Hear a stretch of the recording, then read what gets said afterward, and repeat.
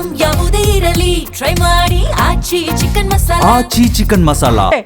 ನಮ್ಮ ಜೊತೆಗೆ ಕಾಂಗ್ರೆಸ್ ವಕ್ತಾರರು ಕೂಡ ಈಗ ತಾನೇ ಜಾಯಿನ್ ಆದ್ರು. ಕುಮಾರ್ ಸರ್ ನಮಸ್ತೆ, ಕಾರ್ಯಕ್ರಮಕ್ಕೆ ಆತ್ಮೀಯ ಸ್ವಾಗತ.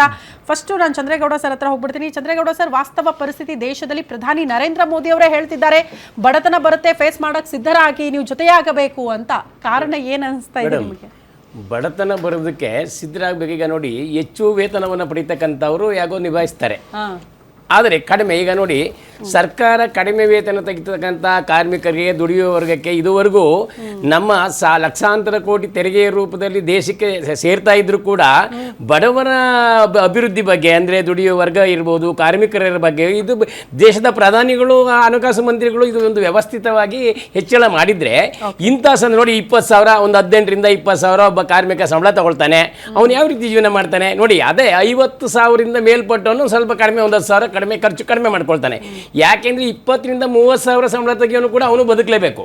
ಆದರೆ ಈಗ ಹೆಚ್ಚು ಸಂಬಳ ತಗೊಳ್ತಕ್ಕಂಥವ್ರು ಈಗ ಲಕ್ಷಾಂತರ ಕೋಟಿ ತೆರಿಗೆಯನ್ನು, ಆದಾಯ ತೆರಿಗೆಯನ್ನು ಇವತ್ತು ಕೇಂದ್ರ ಸರ್ಕಾರಕ್ಕೆ ಇವತ್ತು ಕಟ್ತಾ ಇದ್ದಾರೆ.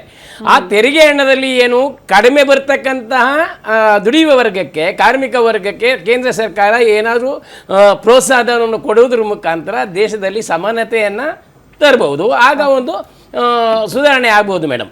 ಆದರೆ ಈಗ ಬರ್ತಕ್ಕಂಥ 18, 20, 25,000 ಸಂಬಳ ತೆಗಿಯೋನು ಅವನು ಆ ಖರ್ಚು ವೆಚ್ಚ ಕಡಿಮೆ ಮಾಡ್ಕೋಬೇಕು ಅಂದರೆ ಜೀವನದ ಪರಿಸ್ಥಿತಿ ತುಂಬ ಕಷ್ಟ ಆಗುತ್ತೆ. ನಮ್ಮನ್ನು ಜನಪ್ರತಿನಿಧಿಗಳು ಅವರು ನಮ್ಮನ್ನು ಸುಧಾರಣೆ ತರಲಿ ಅಂತೇಳಿ ಅವರು ಇವತ್ತು ನಾವು ಅಧಿಕಾರದಲ್ಲಿ ನಾವು ಕೂರಿಸಿದ್ದೀವಿ. ಈ ಸಾಮಾನ್ಯ ಜನರನ್ನ ಬದುಕಿನ ಬಗ್ಗೆ ಇವತ್ತು ಜನಪ್ರತಿನಿಧಿಗಳು ಯೋಚನೆ ಮಾಡಿ ಇದನ್ನು ಒಂದು ಪ್ರೋತ್ಸಾಹವನ್ನು ದುಡಿಯುವ ವರ್ಗಕ್ಕೆ, ಕಡಿಮೆ ದುಡಿಮೆ ಇರ್ತಕ್ಕಂಥವರಿಗೆ ಪ್ರೋತ್ಸಾಹವನ್ನು ಕೊಡಬೇಕು. ಕೇಂದ್ರ ಸರ್ಕಾರ ಪ್ರಧಾನಮಂತ್ರಿಗಳಿರ್ಬೋದು, ಹಣಕಾಸು ಮಂತ್ರಿಗಳಿರ್ಬೋದು, ಇದರ ಬಗ್ಗೆ ವ್ಯವಸ್ಥಿತ ಯೋಜನೆಯನ್ನು ಮಾಡಬೇಕು, ರೂಪಿಸಬೇಕು ಅಂತೇಳಿ ನಾನು ಈ ಸಂದರ್ಭದಲ್ಲಿ ಹೇಳೋದಕ್ಕೆ ಇಷ್ಟಪಡ್ತೀನಿ madam. Okay, Shivakumar sir, first reaction. ನಾವು ಅನೇಕ ಡಿಬೇಟಲ್ಲಿ ನಿಮ್ಮ ಜೊತೆ ಮಾತಾಡಿದ್ದೀವಿ. ನಾವು ದೇಶದ ಆರ್ಥಿಕ ಪರಿಸ್ಥಿತಿ ಹೆಂಗಿದೆ, ಈಗ ಕೊಲ್ಲಿ ರಾಷ್ಟ್ರಗಳ ಮಧ್ಯೆ ಯುದ್ಧ ನೇರವಾಗಿ ದೇಶದ ಆರ್ಥಿಕತೆಗೆ ಪೆಟ್ಟು ಕೊಡ್ತಾ ಇದೆ ಅದು ಅಂತ. ಸೊ ವಾಸ್ತವ ಪರಿಸ್ಥಿತಿ ಏನು ಸರ್? ಏನು ಸಮಸ್ಯೆಗಳನ್ನ ಈಗ ಭಾರತ ಫೇಸ್ ಮಾಡ್ತಾ ಇದೆ? ತೈಲ ಮತ್ತು ಅನಿಲ ನಮ್ಮ ದೇಹದಲ್ಲಿ ರಕ್ತ ಇದ್ದಂಗೆ, ಬ್ಲಡ್ ಇದ್ದಂಗೆ. ಏನೇ ಹೆಚ್ಚು ಕಡಿಮೆ ಆದರೆ ವಾತಾವರಣ ಎಲ್ರಿಗೂ ಎಫೆಕ್ಟ್ ಆಗುತ್ತೆ. ಇದು ಸಮಸ್ಯೆ ಮೊದಲಿಂದ ನಮ್ಗೆ ಗೊತ್ತಿರೋಂಥ ಸಮಸ್ಯೆ. ಅಲ್ಲದೆ ಕಳೆದ 3 ತಿಂಗಳಿಂದ ಯುದ್ಧ ನಡೀತಾನೆ ಇದೆ. ಇದು ಮೋದಿಯವರಾಗಲಿ ಮತ್ತೊಬ್ಬರಲ್ಲಿ ಯಾರ ಕೈಲಲ್ಲೂ ಇಲ್ಲ. ನೀವು ಮೊದಲೇ ಹೇಳ್ಬೇಕಾಗಿತ್ತು ಅನ್ನೋದನ್ನು ಸುಧಾರಿಸ್ಬೋದು ಅಂತೇಳಿ ಪ್ರತಿ ವಾರ, ಪ್ರತಿ ತಿಂಗಳು, ಪ್ರತಿ ದಿವಸ ವಿ ಆರ್ ಆಲ್ ಎಕ್ಸ್ಪೆಕ್ಟಿಂಗ್. ಅಂದರೆ ಇವತ್ತು ಸುಧಾರಿಸ್ಬೋದು, ಯುದ್ಧ ನಿಲ್ಲಿಸ್ಬೋದು. USA ಮತ್ತು ಇರಾನ್ ಅವರು ಅದನ್ನು ತ್ವರಿತವಾಗಿ ಒಂದು ಮಾತುಕತೆ ನಡೆಸ್ತಾರೆ ಅನ್ನೋದು ಆಯ್ತು. ಅದಾಗಲಿಲ್ಲ. ಆಗದೇ ಇರೋ ಸಂದರ್ಭದಲ್ಲಿ ನಾವು ರಾಜಕೀಯವಾಗಿ ಯಾರನ್ನೂ ದೂಷಣೆ ಮಾಡೋದು ಬದಲು ಈ ಪ್ರಪಂಚನ ಎದುರಿಸ್ತಾ ಇದೆ. ಈಗ ನೀವು ಯುರೋಪ್ ಆಗ್ಬೋದು, ಜಪಾನ್ ಆಗ್ಬೋದು, ಎಲ್ಲ ಕಂಟ್ರಿನೂ ಫೇಸ್ ಮಾಡ್ತಾರೆ. ಹಂಗೆ ಕಂಪೇರ್ ಮಾಡಿದ್ರೆ ನಮ್ಮದು ಪ್ರಾಬ್ಲಮ್ ಕಡಿಮೆ ಅಂತಲೇ ಹೇಳ್ಬೋದು. ಬಿಕಾಸ್ ನಾವು ನಮ್ಮ ಆಹಾರ ಪದಾರ್ಥ ನಾವೇ ಇದು ಮಾಡ್ತೀವಿ, ಆಯಿತಾ. ರಾ ಮೆಟೀರಿಯಲ್ ಬೇಕಾದಷ್ಟು ನಮ್ಮ ಹತ್ರ ಇದೆ. ಆದರೂ ಸುಧಾ ಈ ಪೆಟ್ರೋಲಿಯಂ ಸುಮಾರು 85% ನಾವು ಆಮದು ಮಾಡ್ತೀವಿ, ಇಂಪೋರ್ಟ್ ಮಾಡ್ತೀವಿ. Naturally how long the government can spend on that ಏನೋ ಮಾಡ್ತಾರೆ, ಅದನ್ನು ನಮ್ಮೇಲೆ ಹಾಕ್ತಾರೆ. ಈಗೇನಾಗುತ್ತೆ, ಈ ಧೋರಣೆ ಅಥವಾ ಧಾರಣೆ, if the price is increasing entire industry will be affected. ಈ ಜನಸಾಮಾನ್ಯರಿಗಾಗ್ಬೋದು, ಕೈಗಾರಿಕೆಗಾಗ್ಬೋದು, ಮ್ಯಾನುಫ್ಯಾಕ್ಚರಿಂಗ್ ಸೆಕ್ಟರ್ ಆಗ್ಬೋದು, ಕನ್ಸ್ಟ್ರಕ್ಷನ್ ಆಗ್ಬೋದು, ಎಲ್ರಿಗೂ ತೊಂದರೆನೇ. ಈಗ ರೋಡ್ ಮಾಡೋಕ್ಕೆ ನೀವು ಬಿಟುಮಿನ್ ಯೂಸ್ ಮಾಡ್ತೀರಾ, that's also come out from the oil product. ಅದು ಜಾಸ್ತಿ ಆಗುತ್ತೆ, ತೊಂದರೆ ಆಗುತ್ತೆ. ಈಗ ನಮಗೆ ರಾ ಮೆಟೀರಿಯಲ್ ಬೇಕಾಗಿರೋದು, ಅದಕ್ಕೂ ಈ ಯಾವಾಗ ಆಯಿಲ್ ಪ್ರೈಸ್ ಜಾಸ್ತಿ ಆಗುತ್ತೆ, ಸಾಗಾಣಿಕೆ ವೆಚ್ಚ ಜಾಸ್ತಿ ಆಗುತ್ತೆ. ಸಾಗಾಣಿಕೆ ವೆಚ್ಚ ಜಾಸ್ತಿ ಆದಾಗ ಕೈಗಾರಿಕಾ ಉತ್ಪನ್ನದ ಮೇಲೆ ಅದೇ ಥರ ಈಗ ಇಂಟರ್ಲಿಂಕ್ಡ್ ಇದು. ಮತ್ತು ಜನಸಾಮಾನ್ಯರಿಗೆ ಅದರ ಹೊಡೆತ ಭಾಳ ಜಾಸ್ತಿ ಆಗಿದೆ. ಈಗಾಗಲೇ ಗೌಡ್ರು ಹೇಳ್ದಂಗೆ ಈ ಸಾಮಾನ್ಯ ವರ್ಗಕ್ಕೆ ಭಾಳ ತೊಂದರೆ ಆಗುತ್ತೆ.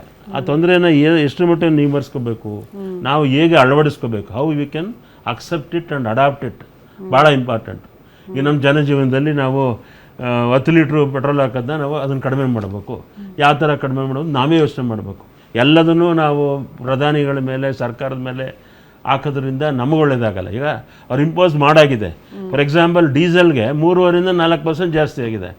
ಬಟ್ ನಮಗೆ ಇತರ ವೆಚ್ಚಗಳು ಎಷ್ಟಾಗುತ್ತೆ, ತರಕಾರಿ ಇರ್ಬೋದು, ಗ್ಯಾಸ್ ಇರ್ಬೋದು. ಈಗ ದಿನನಿತ್ಯ ಗ್ಯಾಸ್ ಯೂಸ್ ಮಾಡ್ತಾರೆ, ಮನೆಯಲ್ಲಿ ಎಲೆಕ್ಟ್ರಿಸಿಟಿ ಯೂಸ್ ಮಾಡ್ತಾರೆ. ಎಲ್ಲರ ಮೇಲೆ ಅದ್ರ ಪ್ರಭಾವ ಬೀಳೋದ್ರಿಂದ ಆಟೋಮೆಟಿಕ್ ಇನ್ಫ್ಲೇಷನ್ ತೊಂದರೆ ಆಗೇ ಆಗುತ್ತೆ.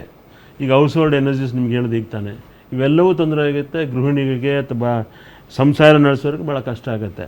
ಈಗ ಜನಸಾಮಾನ್ಯರಿಗೆ ಹೇಳ್ದಂಗೆ ಈ 18ರಿಂದ 20,000 25,000 ಸಂಬಳ ತಗೊಳ್ಳೋರಿಗೆ ಇದರ ಪೆಟ್ಟು ಭಾಳ ಜಾಸ್ತಿ ಆಗಿದೆ. ಅದೇ ಆ ಪೆಟ್ಟನ್ನ ಹೆಂಗೆ ಸರಿ ಮಾಡ್ಕೊಳ್ಳೋದು ಜನಸಾಮಾನ್ಯರ ಅದನ್ನೇ ಕರ್ತವ್ಯ ಹೇಳಿದ್ರು ಏನು? ಮೇಡಮ್. ಈಗ ನಾನು ಶಿವಕುಮಾರ್ ಸರ್ ವಾಪಸ್ ಬರ್ತೀನಿ, ಒಂದು ಕ್ವಿಕ್ ರಿಯಾಕ್ಷನ್ಗಳು ಫಸ್ಟ್, ಯಾಕಂದ್ರೆ ಬೇರೆ ಗೆಸ್ಟ್ಗಳಿದ್ದಾರೆ. ಕುಮಾರ್ ಸರ್, ಈಗ ಬಿಜೆಪಿದೇನು ತಪ್ಪಲ್ಲ, ಪ್ರಧಾನಿ ನರೇಂದ್ರ ಮೋದಿ ಅವರು ವಾಸ್ತವ ಪರಿಸ್ಥಿತಿಯನ್ನ ಬಿಚ್ಚಿಡ್ತಿದ್ದಾರೆ, ಅವ್ರ ಕೈಯಲ್ಲೂ ಏನಿಲ್ಲ ಅಂತ. ಇಡೀ ಜಾಗತಿಕ ಮಟ್ಟದಲ್ಲೇ ಸಮಸ್ಯೆಗಳಾಗ್ತಾ ಇದೆ, ಹಲವು ರಾಷ್ಟ್ರಗಳು ಸಮಸ್ಯೆಯನ್ನ ಫೇಸ್ ಮಾಡ್ತಾ ಇದೆ.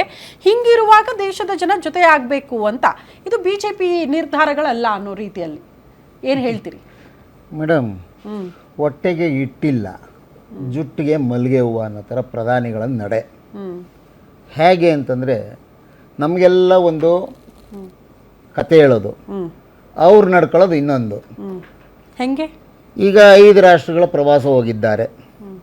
8,000 ಕೋಟಿ ರೂಪಾಯಿಗಳ ನಮ್ಮ ತೆರಿಗೆದಾರರಿಂದ ಪಡ್ಕೊಂಡಿರುವಂಥ ವಿಮಾನ, ಅದರ ರಕ್ಷಣೆಗಾಗಿ 10 ಜೆಟ್ಗಳು ಅವ್ರ ಜೊತೆ ಹಿಂದೆ ಮುಂಬಾಲಕರು ಹಿಂಬಾಲಕರಾಗಿ ಹೋಗುವಂಥದ್ದು. ಇಲ್ಲಿ ನಮಗೆ ಎಲ್ಲ ಬೆಲೆಗಳು ಏರಿಳಿತ ಆಗ್ಬಿಡ್ತವೆ, ಬಡತನ ಬಂದ್ಬಿಡ್ತವೆ ಅಂತ ಹೇಳಿ ತಾವೇನು ಮಾಡ್ತಿದ್ದೀರಾ ಸ್ವಾಮಿ? ತಾವೇನು ಮಾಡ್ತಿದ್ದೀರಿ? ಆಯಿತು, ಅಡುಗೆ ಎಣ್ಣೆ ಬೆಲೆ ಗಗನಕ್ಕೇರಿದೆ. 80 ರೂಪಾಯಿ ಇದ್ದಿದ್ದು ಇವತ್ತು 200 ರೂಪಾಯಿ ಮುಟ್ಟಿದೆ. ಇನ್ನು ಗ್ಯಾಸ್ ಬೆಲೆ 1,600 ಇದ್ದಿದ್ದು 3,000 ಚಿಲ್ಲರೆ ಆಗಿದೆ. 415 ರೂಪಾಯಿ ಇದ್ದಿದ್ದು 965 ರೂಪಾಯಿ ಆಗಿದೆ. ಚಿನ್ನ 26,000 ರೂಪಾಯಿ 10 ಗ್ರಾಮಿಗೆ ಸಿಗ್ತಾಯಿತ್ತು, ಇವತ್ತು 1,60,000 80,000 ಮುಟ್ಟುಬಿಟ್ಟಿದೆ. ನಮ್ಮ ಮನೇಲಿರೋ ಹೆಣ್ಮಕ್ಳು ಯಾರಾದರೂ ಒಂದು ಮದುವೆ ಆಗಬೇಕು ಅಂತಂದರೆ ಒಂದು ತಾಳಿ ಬೊಟ್ಟು ಹಾಕ್ಕೊಂಡು ಮದುವೆ ಮಾಡ್ಕೊಳ್ಳೋಣ ಕೊನೆ ಪಕ್ಷ ಅಂತಂದರು, ಅದಕ್ಕೂ ಬರ್ಬರ ಸ್ಥಿತಿಯನ್ನು ತಂದಿಟ್ಟಿದ್ದಾರೆ.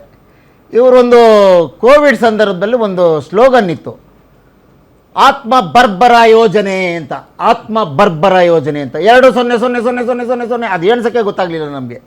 ನಿರ್ಮಲಾ ಸೀತಾರಾಮನ್ ಅವರು ಮೋದಿಯವರು ಮಾತೆತ್ತಿದ್ರೆ ಆತ್ಮ ಬರ್ಬರ ಯೋಜನೆ 20000000 ನೋಡ್ಕೊಂಬಿಡಿ, ನಿಮ್ಗೆಲ್ರಿಗೂ ಏನೇನು ಬೇಕೋ ಎಲ್ಲ ಸಿಕ್ಬಿಡುತ್ತೆ ಅಂದರು. ಇವತ್ತವರೆಗೂ ಅದು ಯಾರಿಗೆ ಸಿಕ್ಕಿದೆ ಅಂತ ಒಬ್ಬ ಮುಂದೆ ಬಂದು ಹೇಳಿದ್ದು ಭಾರತ ದೇಶದಲ್ಲಿ ಕಾಣಲಿಲ್ಲ. ಆ ಬರ್ಬರ ಯೋಜನೆಯಿಂದನಾದರೂ ಹೆಣ್ಮಕ್ಳು ತಾಳಿ ಬೊಟ್ಟು ತಗೊಂಡು ಮದುವೆ ಆಗ್ಬೋದು ಅಂತಂದರೆ ಅರ್ಶನಕ್ಕೊಂದು ಕೊಂಡ್ಕೊಂಡು ಮದುವೆ ಆಗಬೇಕಾಗಿರೋ ಪರಿಸ್ಥಿತಿ ತಂದಿಟ್ಟಿದ್ದಾರೆ. ವಿಶ್ವಗುರುಗಳು 56 ಇಂಚ್ ಎದೆ, ನಾವು ವಿಶ್ವಗುರುಗಳು, ನಾವು ಹೇಳ್ದಂಗೆ ಇಡೀ ಪ್ರಪಂಚ ಕೇಳುತ್ತೆ ಅಂತ ಕೊಚ್ಕೊತಿದ್ದಂಥ ಬಂಡಲ್ ಬಡಾಯಿಗಳು ಬಿ ಜೆ ಪಿಯವರು ಇವತ್ತು ಏನಾಗಿದ್ದಾರೆ ಅಂತ ದೇಶದ ಮುಂದೆ ಗೊತ್ತಾಗಿದೆ. ನಾನು ಯಾಕೆ ಈ ಮಾತು ಹೇಳ್ತಾ ಇದ್ದೀನಿ ಅಂದರೆ, ನೋಡಿ, ನಮ್ಮ ಪರಂಪರಾಗತವಾದಂಥ ಸ್ನೇಹಿತರಾಗಿದ್ದಂಥ ರಷ್ಯಾದವರು ಮತ್ತು ಇರಾನ್ ಅವರು ನಮಗೆ ರೂಪಾಯಿ ಬೆಲೆಯಲ್ಲಿ ತೈಲವನ್ನು ಕೊಡ್ತಿದ್ದಂಥ ನಾಡದು. ಇವತ್ತು ಇವರ ಅನೈತಿಕ ವ್ಯವಹಾರಗಳಿಗಾಗಿ ನನ್ನ ದೇಶ ನನ್ನ ಜನ ತಲೆ ಕೊಡಬೇಕಾದಂಥ ಮತ್ತು ಬಡತನಕ್ಕೆ ಹೋಗುವಂಥ ಪರಿಸ್ಥಿತಿಯನ್ನು ತಂದಿಟ್ಟಿದ್ದಾರೆ. ಹೇಗೆ? ನಾವು ರೂಪಾಯಿ ಮುಖಾಂತರ ಅಥವಾ ಆಹಾರ ಧಾನ್ಯಗಳ ಮುಖಾಂತರ ವಿನಿಮಯ ಮಾಡಿಕೊಂಡು ತಗೊಳ್ತಾ ಇದ್ದಂಥ ಪದಾರ್ಥಗಳಿಗೆ ಗಗನದ ಬೆಲೆ ಏರಿಸಿದ್ದಾರೆ. ಕಾರಣ ಏನು ಅಂದರೆ ಎಫ್ಸ್ಟೀನ್ ಫೈಲು, ಆದಾನಿ ತನ್ನ ಸ್ನೇಹಿತ ಆದಾನಿಯನ್ನು ರಕ್ಷಣೆ ಮಾಡ್ಕೊಳ್ಳೋದು, ಮತ್ತು ಅಮೇರಿಕಾದಲ್ಲಿ RSS ಅವರು, ಇದು ಯಾರೂ ಮಾತನಾಡ್ತಾ ಇಲ್ಲ, RSSನವರು ಅನೈತಿಕವಾಗಿ ಸಂಗ್ರಹಣೆ ಮಾಡಿಟ್ಟಿರುವ ಹಣ ಅಮೇರಿಕಾದಲ್ಲಿದೆ ಬೇರೆ ಬೇರೆ ಸಂಸ್ಥೆಗಳ ಹೆಸರಿನಲ್ಲಿ. ಅದೆಲ್ಲವನ್ನು ಹಿಡಿದಾಕ್ತೀನಿ ಅಂತ ಹೇಳಿದ್ದಕ್ಕೆ ಟ್ರಂಪು, ಮಾನ್ಯ ವಿಶ್ವಗುರುಗಳು, ನಮ್ಮ ಪ್ರಧಾನಮಂತ್ರಿಗಳು, RSS ಕೇಂದ್ರ ಕಚೇರಿಯಿಂದ ನಾಗ್ಪುರದವರು ಮತ್ತು ಇನ್ನೊಬ್ಬರು ಕಾರ್ಯದರ್ಶಿಗಳು ಹೇಳಿದ್ರು ಅಂತ ಅಂದಿದ ತಕ್ಷಣ ಏನು ಒಂದು ಶಬ್ದವೂ ಅಮೆರಿಕದ ವಿರುದ್ಧ ಮಾತನಾಡ್ತಾ ಇಲ್ಲ. ನೋಡಿ, ನರೇಂದರ್ ಸರೆಂಡರ್ ಆಯ್ತಾ. ಆಮೇಲೆ ಚೌಕಿದಾರು, ಈ ದೇಶ ರಕ್ಷಣೆ ಮಾಡಬೇಕಾಗಿರೋ ಚೌಕಿದಾರು ಗಾಯಬಾಗ್ಬಿಟ್ಟಿದ್ದಾರೆ. ಅಲ್ಲ ಕುಮಾರ್ ಸರ್, ಓಕೆ, ಎನಿವೆ ನೀವು ಸಾಲ ಆರೋಪಗಳನ್ನ ಮಾಡ್ತಿದ್ರಿ. ಈಗ ದೇಶ ಪರಿಹಾರ ಏನು ಅನ್ನೋದ್ರ ಬಗ್ಗೆ ಪರಂಪರಾಗತವಾಗಿದ್ದಂತ 2 ರಾಷ್ಟ್ರಗಳ ಬೇರೆಯವರು ಇದಾರೆ ಇರಿ.